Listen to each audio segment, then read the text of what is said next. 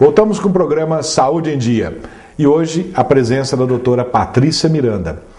Patrícia, nós falamos de bruxismo, mas eu não lhe perguntei, não se usa uma placa noturna para combater esse bruxismo, para tentar amenizar o problema? O ideal do bruxismo é fazer um bom diagnóstico para que a gente tenha um plano de tratamento adequado para cada indivíduo e para cada tipo de bruxismo.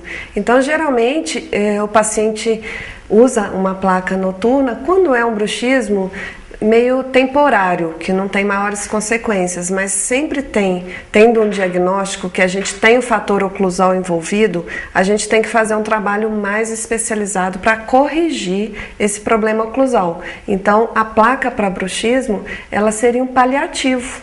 Tá? Os aparelhos que a gente usa... Para não deixar quebrar os dentes à noite, né? Exatamente. Ele é um protetor de dentes. Geralmente o dentista coloca no sentido de aliviar o estresse nos dentes do paciente, mas ele não vai tratar a disfunção de ATM, até por causa disso. Tem que ter um diagnóstico e um tratamento adequado que pode envolver aparelhos. Tem vários aparelhos que a gente utiliza e tem que fazer um levantamento das outras causas, dos outros fatores, para saber se a gente vai utilizar outros profissionais além do dentista. Porque só usar a placa, se for um problema emocional, não vai resolver nada, né? Vai continuar com a placa todas as noites e não vai resolver o problema. Em muitos casos, o paciente não suporta nenhum tipo de aparelho interoclusal. Esses aparelhos de acrílico, qualquer que seja, não são indicados para aquele paciente. Então, muitas vezes, o paciente não tem espaço para a utilização de aparelhos. Então, a gente tem procedimentos dentro do consultório, ajustes dentários, outros procedimentos que a gente utiliza, não só as placas. Por isso que tem que ser feito um bom diagnóstico. Patrícia, antes da gente comentar algum tipo de tratamento, eu achei interessante, agora há pouco a gente estava conversando, né? E você disse do probleminha, né? Da brincadeira que você falou do salto alto ou do pneu gasto.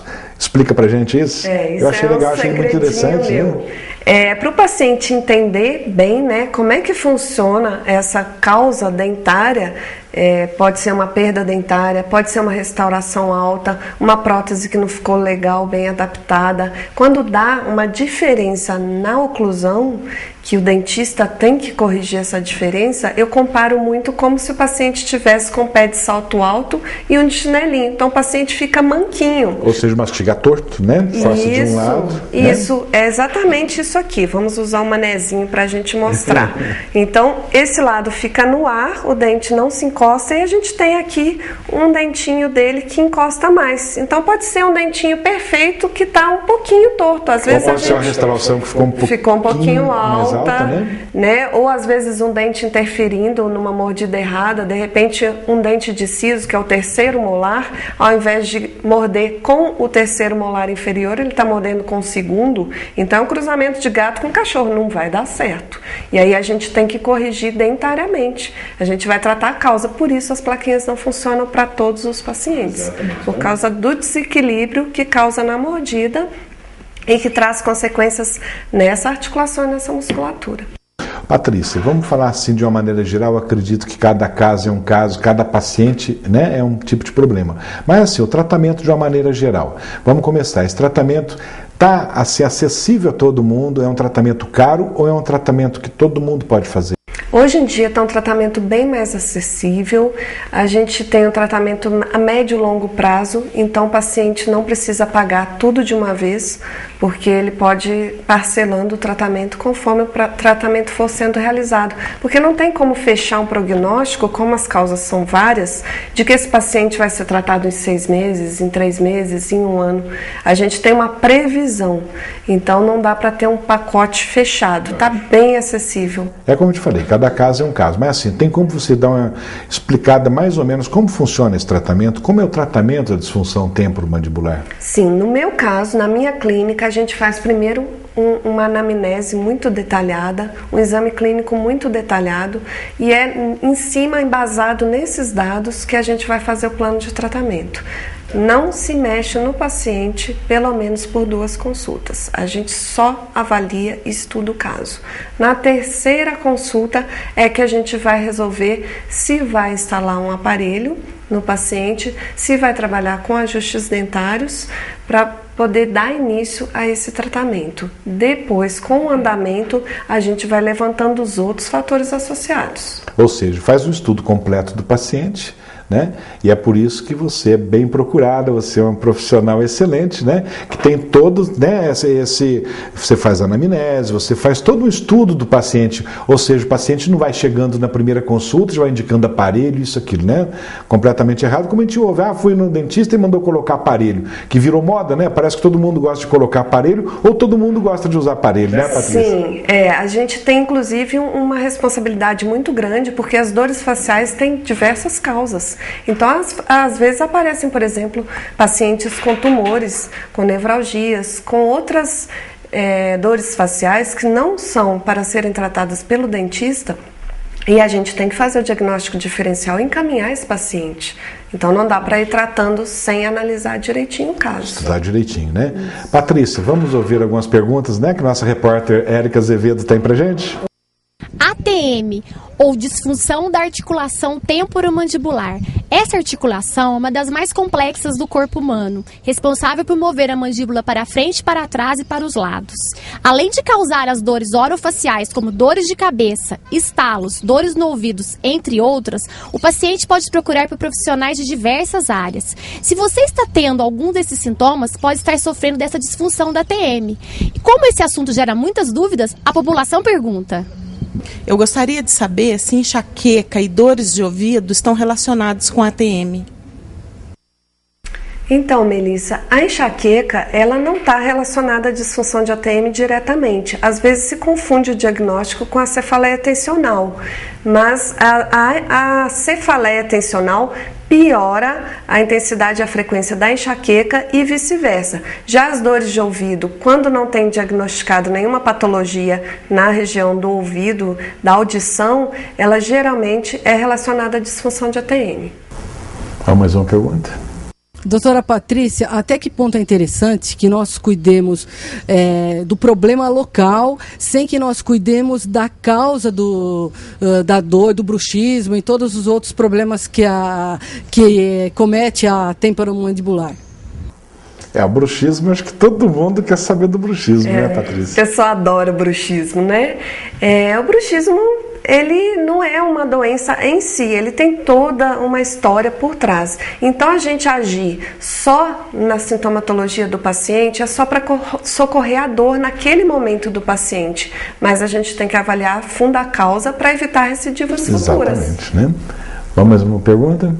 Doutora Patrícia, eu gostaria de saber se barulhos no ouvido, vertigens, zumbidos, tem a ver com essas disfunções, por favor? Ela me pegou, né, dona Edith? Uma pergunta boa, né, Patrícia?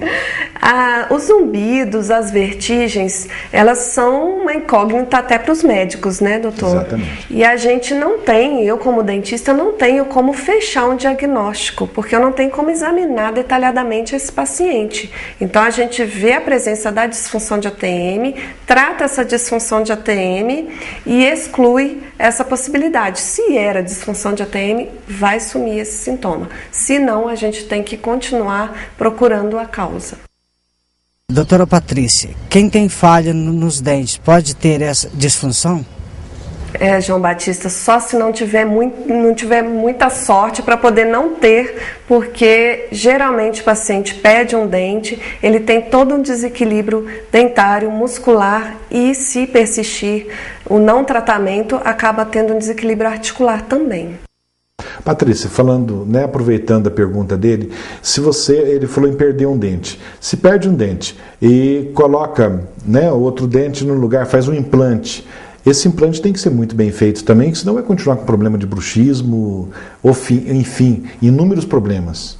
Sim, esse é um assunto muito legal, porque o implante está em moda, mas existe uma falha no planejamento do implante. O que acontece? O paciente, quando chega por implante, Hoje em dia, na concepção que a gente tem, demorou demais entre perder o dente e colocar esse implante. Se ele perde o dente e coloca esse implante imediatamente, a gente não tem muito espera. Até ele colocar ou prótese ou implante, aquele dente que ele perdeu já causou o bendito desequilíbrio muscular e articular, e aí a gente já tem uma disfunção de ATM instalada, tem que tratar primeiro para depois fazer as próteses ou os implantes.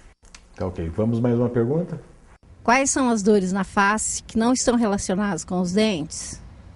Essa aí é minha parente, mas dores na face não relacionadas aos dentes tem muitas dores na face. Aqui mesmo eu já falei das nevralgias, das dores dentais, das 400 dores de cabeça diferentes. Vasto, né, o quadro, né? Eu brinquei que é minha parente, mas não, viu, gente? Será que tem mais alguma pergunta, Jean? Doutora Patrícia, quem tem prótese dentária pode ter ATM? Doutor Luciano, eu vou ficando por aqui. Um abraço e até semana que vem. Na verdade, a ATM todo mundo tem, são duas articulações. A disfunção de ATM é que é muito comum nos pacientes que usam próteses, até por esse motivo que eu falei agora mesmo, de repente demorar a fazer as próteses ou essas próteses não serem tão adaptadas assim.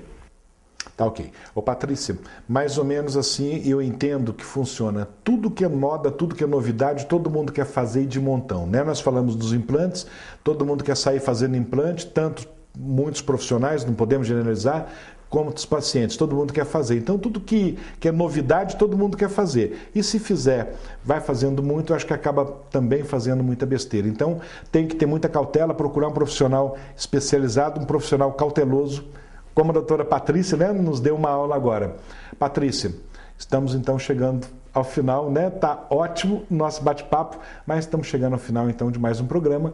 Eu quero te agradecer e convidá-la, né, outras vezes a vir no nosso programa. Infelizmente chegamos ao fim, né, Luciano? Tava ótimo, aprendi muito com... Passou muito rápido, né? Isso, o entrevistador é fantástico, deixa a gente bem à vontade, então foi realmente um bate-papo. Eu que agradeço, espero voltar novamente.